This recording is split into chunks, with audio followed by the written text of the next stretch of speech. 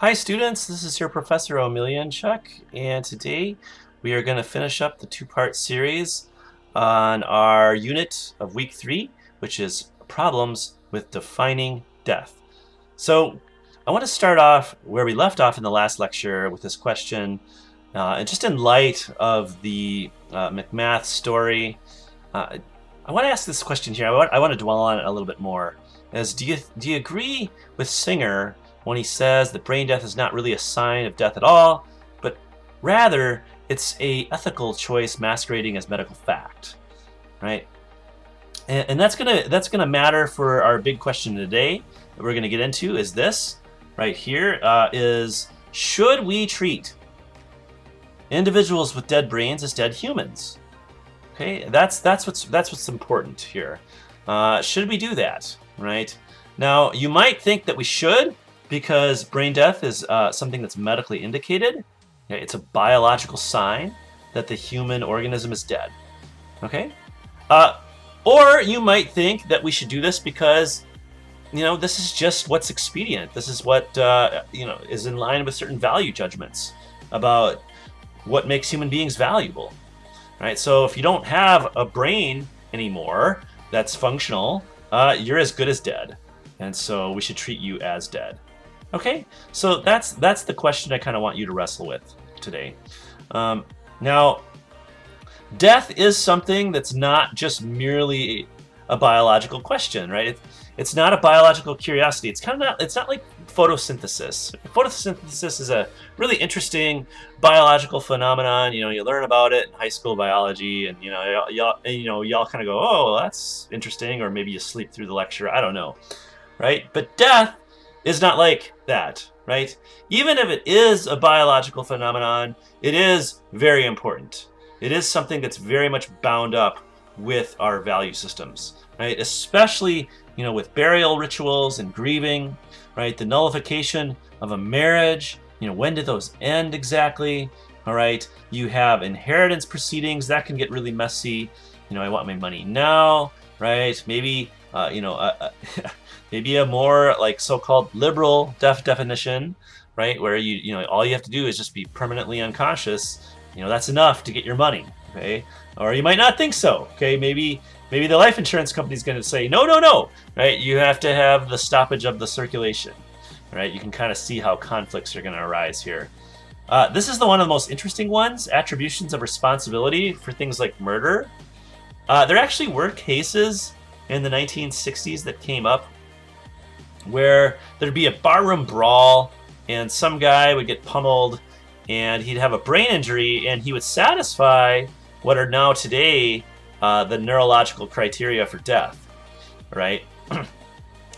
And but then the court wouldn't charge the assailants with murder. They would have charged them with assault, and actually because the defense team would say, hey, the death was actually caused by the medical facility when they withdrew life support from the guy, and so this became really contentious, right? And so it can matter, right? It can matter a lot, like when exactly does death happen, because that might affect who causes the death and then who's responsible for murder. Is it assault, right, or something like that? And then of course organ donation. We did talk about that a lot, a little bit, or a lot and a little bit. How do you like that? In the last lecture. And of course you kind of need to have the organs getting oxygenated blood, and so brain death is pretty handy for that. Okay, circulatory death not so much. Okay, all right. So given that you have kind of this constellation of issues here that are interconnected with death, right, and they're so value laden, some people just say, you know what, the hell with the biological paradigm. Right? We all know that this is a shell game. Okay, this is Veitch's position. Right? Death is something that's very personal, and really, what death is, and he says this in a paper that he wrote in 1975. I almost had you read it, but it's kind of long, and I just thought, what Veitch does in the paper that I assigned is a little bit more helpful in giving you, a framework of the history. But he has this to say, and he hasn't backed down from this at all. is that death is the loss of which is considered to be essentially significant to the nature of man. And he identifies, whatever that is, right? He identifies that with the capacity for consciousness, right? Conscious experience and social interaction, right? And so what this became known as is the higher brain formulation of death, right? So by contrast, the whole brain formulation is something that includes the functions of the brainstem. And the functions of the brainstem, of course, those are related to things like reflexes and breathing. For Veach, that doesn't matter. That's not essentially significant to the nature of man. Okay, but what is your ability to kind of form attachments to people, to experience others, to have pleasure and pain, all right, to have memories, and that all is in the upper brain. Okay, and the cerebral cortex. That's what matters. If that's irreversibly damaged, right, then you're dead on his view. Okay, and that's attractive to a lot of people for various different reasons. One person I think it was attractive to was Terry Schiavo, or at least Terry Schiavo's husband. Now, if you don't know about Terry Schiavo, I suggest just Googling her name. A lot of stuff is going to come up. I suggest taking a look at the wiki that comes up. But a famous case in the early 2000s. This poor woman, she collapsed in the 90s, and was in a persistent vegetative state for years. And there became a conflict between her parents and her husband. Her husband believed that she had stated that she did not want to be hooked up this way. She didn't want to be taken care of this way and survive on in life this way. So he wanted to withdraw her feeding tube. Okay, she only needed a feeding tube to survive and some basic nursing care. And that was something that her parents and her family, her brother, were very happy to do. Okay, but Michael Schiavo, her husband, didn't want this to occur. He wanted to withdraw life support. So it was this really contentious case. It went to the Supreme Court, and the Bush administration got involved, and the Pope got involved, and it was a real media circus. All right, and it's a very sad story, and it involves, especially for Michael Schiavo, it involves some conflict of interest. This is why it got so controversial, right? The nullification of marriage issue was a big one. He was legally married to Terry Schiavo. Of course, she was not aware of him, and he was already involved with another woman who he had like 3 kids with, or 2 kids. I don't remember the details. I'm sorry, but his critics would say you just want to off her so you can get married to this lady. She also had an estate and some money that was bound up from a malpractice lawsuit. And so there was also the financial conflict of interest. He would have inherited that. And so, there were reasons why people really scrutinized him, but the court always came out in his favor. So finally, in 2005, her feeding tube was removed, and she died of dehydration. And this is what was written on her gravestone. I think this was picked out by Michael Schiavo. It certainly wasn't picked out by her family, but she was born December 1963, departed Earth in 1990, and was at peace in 2005. And this is something, if you think departed this Earth, is a way of describing death, right? That is going to be really in line with Veach's view, this higher brain death view, okay?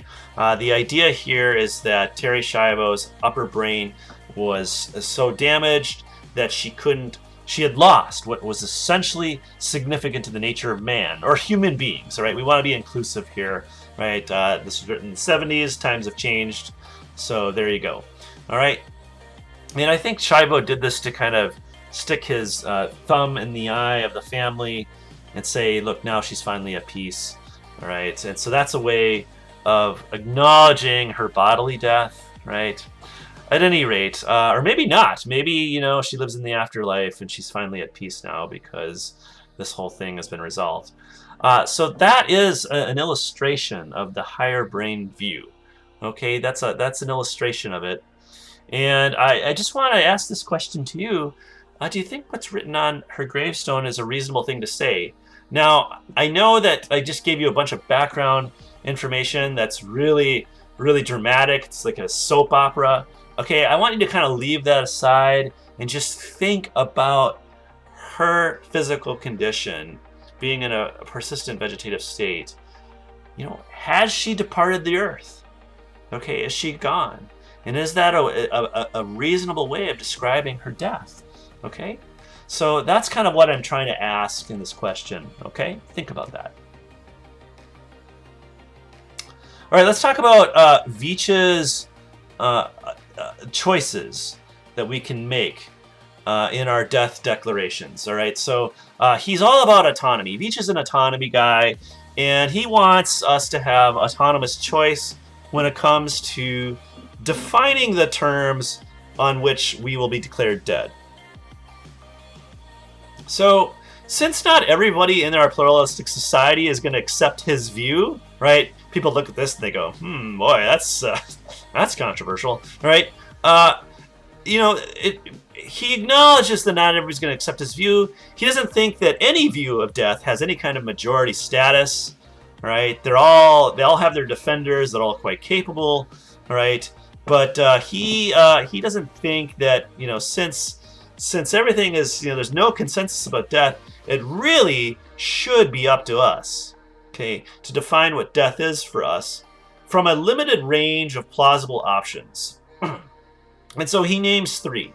He thinks there's three. There's higher brain criteria. We've already gone over that.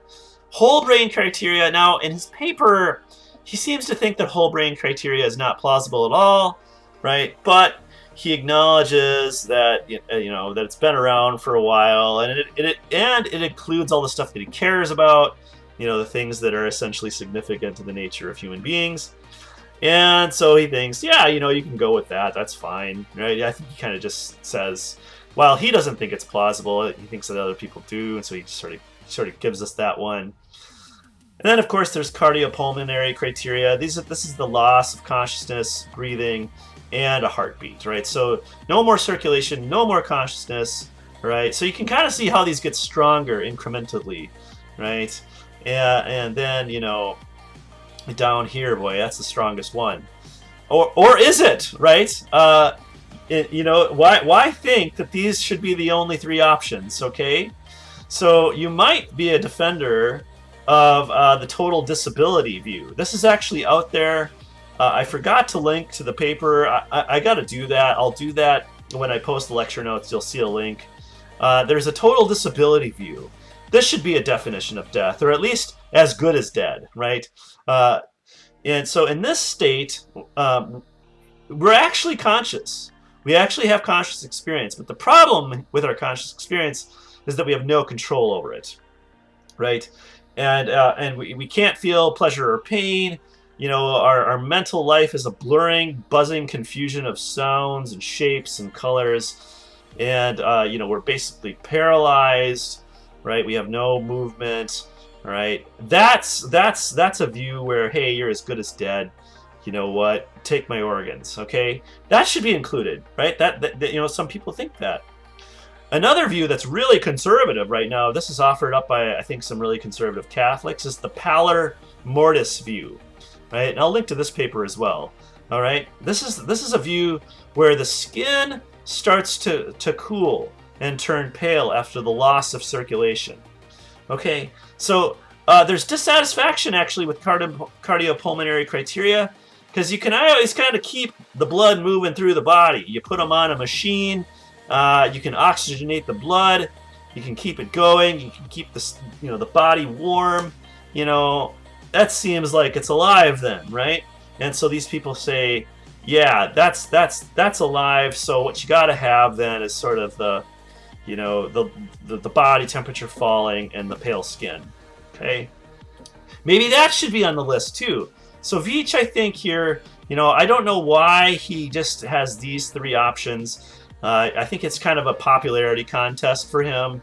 These two are kind of outliers, right? But why not though? I mean, what's the problem? I mean, if autonomy is what matters here, popularity doesn't.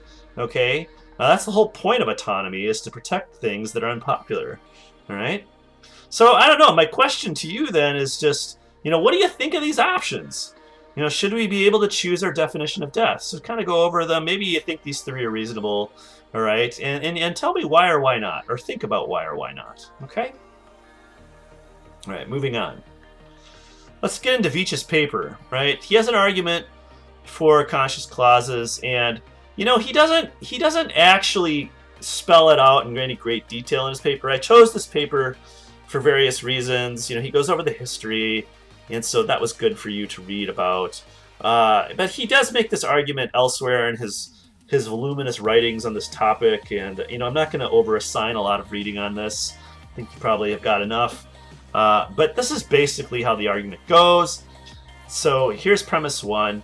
If the definition of death, right, can only be settled by philosophical issues, and these are probably going to be value judgments or religious commitments or worldview commitments that go beyond biological sciences, right? Well, then an autonomous choice among the plausible definitions is at least morally permitted, if not required. Okay? Premise two, right? Remember, this is just an if-then kind of statement here, so the antecedent's going to be mentioned here in premise two. The choice of definition of death can only be settled by these issues that go beyond the biological sciences, so therefore, an autonomous choice among plausible definitions is morally permitted. Okay? All right, so that argument is deductively valid. If the premises are true, right, the conclusion has to be true. So my question to you is, are the premises true? Okay? And why do you think that, right? I mean, why can't science do the job here, right? Why do we have to go beyond biology, right? Give an explanation, right? So let's put why or why not. Yeah. Okay, there we go. Excuse me. All right. So I also want to talk again a little bit about religious liberty, right? Because the one place where there are conscious clauses available to us in the U.S. is in New Jersey. All right. And so let's go over the argument here. This is not exactly the same sort of argument that you get about vaccinations. But it is something that has to do with kind of pluralism in society and the respect for pluralism. All right, so you can't choose a higher brain definition in New Jersey, but you can reject a whole brain definition in New Jersey and go with the cardiopulmonary criteria. So here's how the argument goes. Okay, this is from another paper. I can link to it again. You can check it out. And here's what it says: if religious exemptions to brain death declarations are not permitted, right? Then the deeply held beliefs of religious people about when death occurs will be substantially burdened by the government for some members of our pluralistic society, right? All right, so these beliefs should not be substantially burdened unless there's a compelling reason to do so, and in this case, there just isn't one. Right? What's the big problem here? Who cares, right? If somebody thinks this, right? So therefore, religious exemptions to brain death declarations should be permitted. Okay, and this reasoning was accepted by New Jersey. Now, should it have been? All right, should it have been? Okay, that's kind of an important question. You might think that there are compelling reasons, right? One of the compelling reasons that's sometimes brought up is that, hey, don't these people take up space in hospitals? And, aren't there scarce resources? I mean, there's only so much insurance money to go around. Why are we spending that stuff on brain dead bodies? Well, it's because, there's a sizable population of Orthodox Jews in the New Jersey area, New York City. And, they teamed up with some Native Americans, and they just kind of thought, well, hey, we're minorities in this country, and we're tired of being told what to do by white Christians all the time. So guess what? We're gonna assert ourselves. So there's some sociology going on here that's kind of important. right? But so again, premise 3 here is probably going to be where the debate's going to come, and then you just have, issues about, well, does society have to, promote religious belief or, protect diverse religious belief? I mean, there's those kinds of questions, right? So think about that, right? Those are hard questions. And also, too, think about this question, right? In light of the story you read about Jahai McMath, aren't you kind of glad that New Jersey had this law in the books, right? Or maybe you're not. Maybe this is just a bad idea. But here's why I kind of raised the question, right? Is that the whole process, right? And you might think her mom is all washed up or whatever, but New Jersey was kind of like it was almost like it was a city of refuge, right? It's a concept in the Old Testament, right? If you're familiar with that, where you could flee to and then kind of work out your case, right? Before you got, given the death penalty. All right. It's kind of a city of refuge where she took her daughter and she nursed her as best she could. And there then started videotaping kind of signs of movement and verbal responses. She invited, her team of experts out there, including Alan Schumann, who is widely recognized to be an expert. Okay, he's not some crackpot guy. Did an exam, and now he's testified, in a legal proceeding, that she does not satisfy brain death anymore. I mean, you can kind of see why this might matter to somebody like Nyla Winkfield, who's Jahai's mom. Okay, so it's an important question, right? So I want you to think about that as well. All right, so that is the argument that, look, that's the beyond biology stuff, that's the religious liberty stuff. But what about, come on, can't we give an argument on behalf of brain death here? We've been kind of beating up brain death. And, is there a defense of the idea that brain dead bodies are actually dead bodies? And James Burnett, who has been at this for years, I mean, he's been talking about this since the early 80s. He's, I think, emeritus status now at Dartmouth College. And he's kind of the sole, one of the last great defenders of brain death out there who's still writing on this. And he gives a very sophisticated defense of this idea of the organism as a whole. Right? Now, this is an interesting concept because it's not necessarily a biological concept that you just discover in nature. Rather, it's a conceptual framework that's part of the philosophy of biology that we use to make sense of what organisms are and what they do and how we think about them. So, look, if you chop off my hand, okay, my hand is really no longer going to be a hand anymore. It's going to be a hand in name only, right? This is Aristotle's point. And similarly, I don't become a different organism just because I lose a part. I become a smaller one. So there's this entity called an organism, and it functions as a whole. And so what's the deal with that? Okay, so Burnett tries to give us an understanding of this idea, all right? And he thinks that an organism as a whole is greater than the sum of its parts. Now, the logic of the way that parts relate to wholes in philosophy is called the discipline of mereology. And he talks about this at length in his paper. So I just wanted to kind of give you a heads up about that. But the idea is this, is that to be an organism as a whole is to be greater than the sum of an organism's parts, right? So just having a bunch of parts together doesn't make one an organism, right? That might make a corpse, all right? But it doesn't make an organism. The reason that we think that there's an organism as a whole at work is that it's giving rise to what are called emergent functions. Now, I'll be honest with you, I kind of hate this word. I don't always know what it means.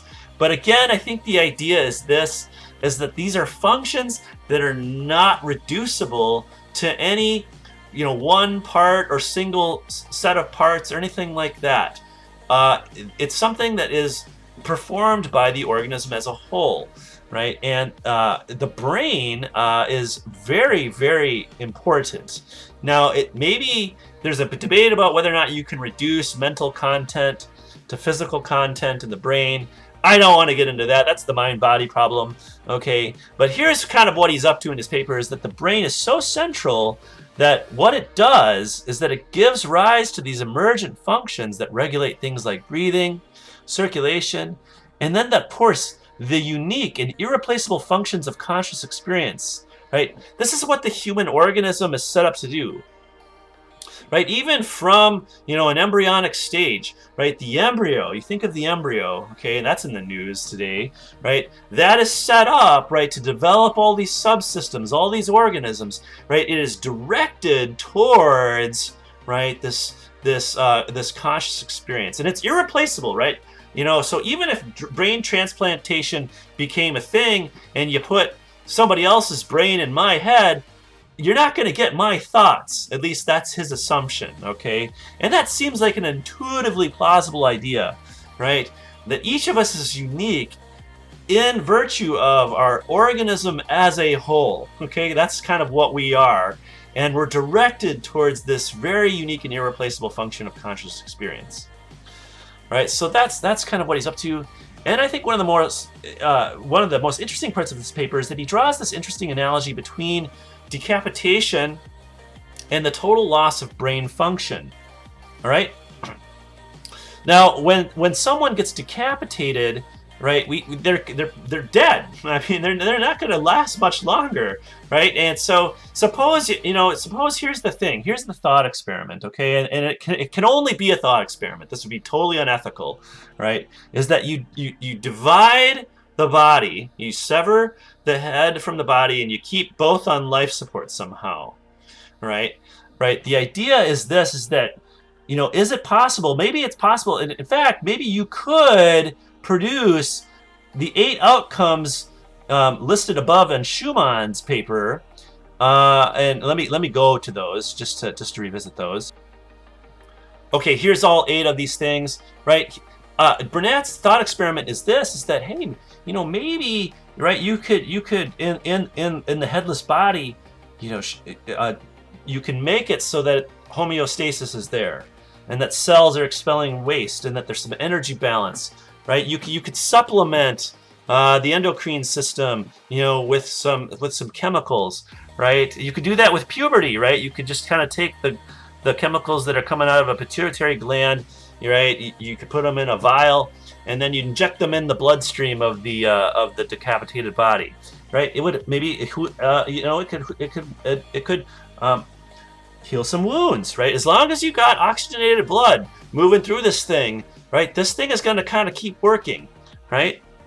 I don't know about proportional growth. That's probably not going to work out. But again, I don't know. You could put some human growth hormone right in this thing, and you might see maybe not a good proportional growth, but maybe some and enough to display it, right?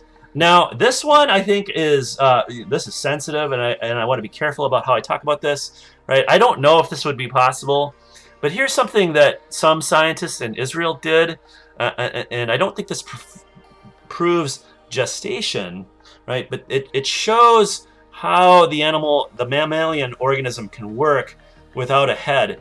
What they did is they decapitated a pregnant sheep, and then hooked the sheep up to life support, the headless part of the sheep, and they got it on life support. They got blood and oxygen going through it, and 3 hours later, the body gave birth to the lamb. Right now, that doesn't prove anything in humans. Okay, I wanna be explicit about that. I think that's important to say. But you can kind of see how a philosopher might use this, and Burnett he's a philosopher, but he's also a neurologist. He's also a doctor and a scientist, and so he makes use of this thought experiment to talk about what he calls. Let's go back to this here. Sorry about this. Oh, okay. He calls physiological decapitation. All right, and so that's the idea he's wanting to kind of push.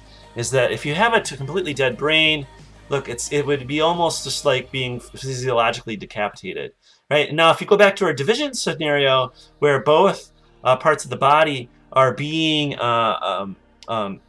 upheld with life support, you might think that the organism as a whole is in the head, because what it's trying to do, at least, is regulate breathing, circulation, and support the unique and irreplaceable function of conscious experience. Now, whether or not that's happening, I don't know. Okay, but suppose it works out that way. You're gonna think that it goes with the head, right? So that is why he thinks that brain death is a biological sign of death, because it signifies the end of the human organism as a whole. I'm sorry for dragging your mind through all that awful mental imagery. We do this as philosophers sometimes, but that is kind of how you get the argument going. And his big upshot, of course, is that personal choice, then, if this is the case, plays no part in the definition of death, only the discipline of biology. All right, so that's Burnett. He's an interesting guy. If you want to read his stuff, it's all over online. You can find it everywhere. All right, but one last objection I want you to consider is this. All right, think about our uncertainty argument from week 1, right? And and apply it to the fact that every medical diagnosis that we do is going to involve some uncertainty, right? They always do. Okay, this is just a fact of life. Maybe there are some that are really obvious. Okay, but things, most of them, right, are going to involve, right? Let's put just most, so we don't have. All right, involves some uncertainty. And diagnosing death on the basis of brain death, you might just think that's going to involve too much uncertainty. And you might say Jahai McMath as Exhibit A. Now, I don't want to claim here that she actually was not brain dead. That's what Schumann thinks, right? There's disagreement about that among experts, so I don't know, okay? But you might think there's just too much uncertainty here. And so therefore, it should be within someone's right to object to at least the diagnostic or the diagnosis of brain death, right? And we'll just leave aside whether brain death is death itself, okay? So think about that. Are there some thoughts there, all right? So that's the lecture. I hope this was interesting and informative. Always, please shoot me an email if you have questions, and I will talk to you later.